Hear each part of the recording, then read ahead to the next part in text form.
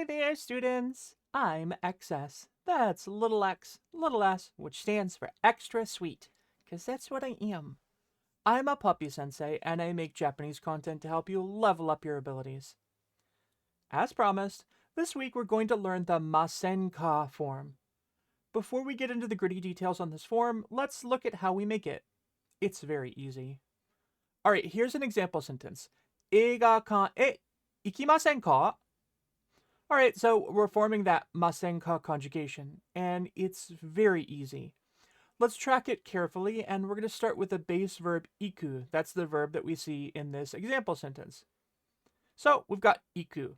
Alright, no problem. It's very simple, and it means to go. It's a godon verb, and we remember that godon verbs are those verbs that are going to conjugate by taking different sound qualities as they make different changes to go through conjugations. And with that in mind, let's conjugate iku into the polite form. Okay, so iku becomes ikimasu. Easy, right? We're just changing the ku sound into a ki sound, and then we're adding mas. This is super simple. This is 100% basic stuff.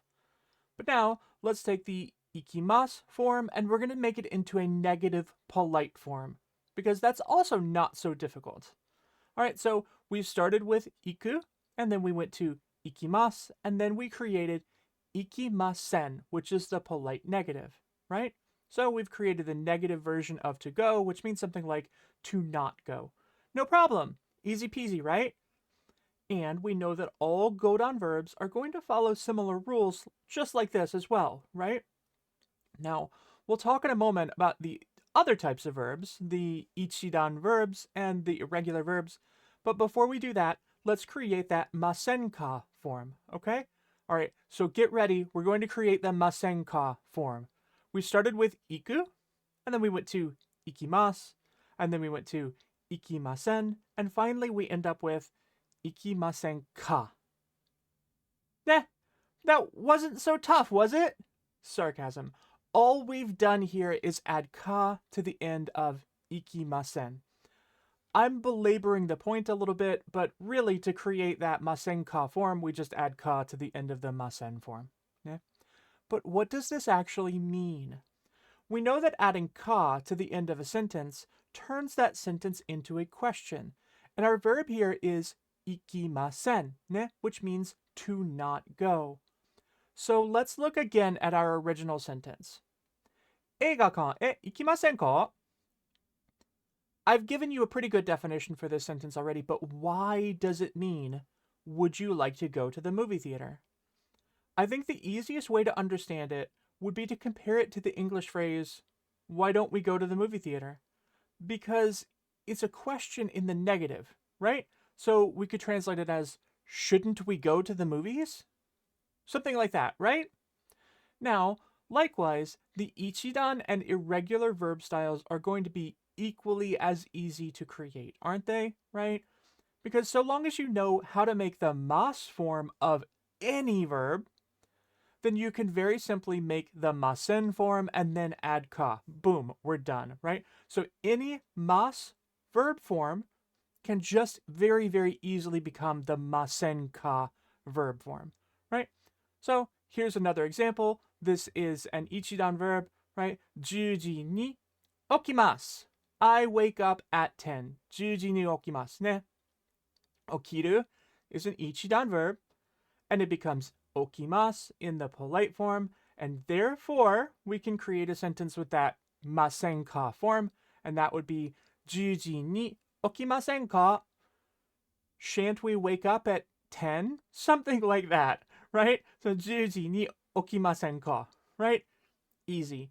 And then for irregular verbs, also very, very, very easy, right? So we have our two irregular verbs. We have suru and kuru.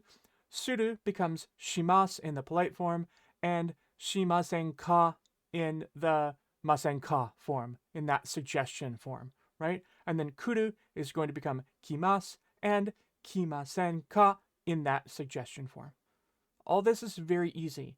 I've breezed through all of these forms because I think that you're going to find them super simple to figure out on your own. It's really no problem. Once you can make the mas form of any verb, you're good to go, right? Importantly, though, I think we need to think about how this Masenka form behaves a little bit differently from the Mashoka form that we learned last week. So let's look at two example sentences. 一緒に泳ぎましょうか versus 一緒に泳ぎませんか Alright, so basically there are two things that we're doing here that create a bit of a nuance between these two forms, but really only ever so slightly, right? And this is something that I think even native Japanese speakers don't really pick up on because you just use these forms so often that you don't even think about it. But the first thing here is that we need to notice that the Masenka form really is just a little bit more polite. When we translate it into English as shall we go or shall we do, or even something like shan't we go or shan't we do, we're really capturing the vibe of a bit of the kind of higher class semantics that I see in play in this form. Masenka kind of comes across necessarily as a bit, I don't want to say snobbish, but, you know, kind of sophisticated. Let's just say that, okay? Remember what I was saying last week about the mashoka form, sort of assuming that you're probably going to get a yes with regards to your suggestion? So when you make suggestions with the mashoka form, it's not really that you're kind of like inviting somebody to do something.